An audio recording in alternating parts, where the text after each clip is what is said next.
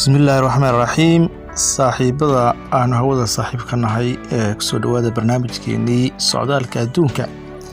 maanta waxaynu soo qaadan doonaa dal ku yaala waddanka ama qaaradda Asia, waana waddanka Singapore.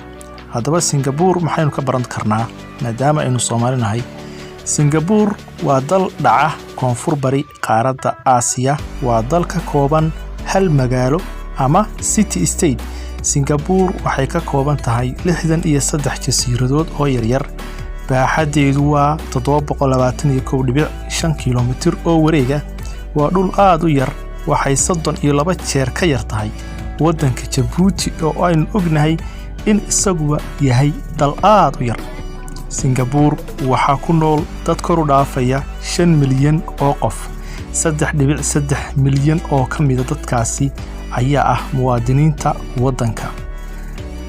waddanka waxaa dega 3 qowmiyadood oo iyo dad kale, waana Chinese 73%, Malay dadka leeyahay waa 14%, iyo Hindi oo 9% ah. dadka kale waa 4%. madaxweynaha waddanku waa xaaliyada Halima Yacoob dal, halka ra'iisul wasaaraha uu yahay Lee Hsien, kaasoo awoodda koowaad ee waddanka leh.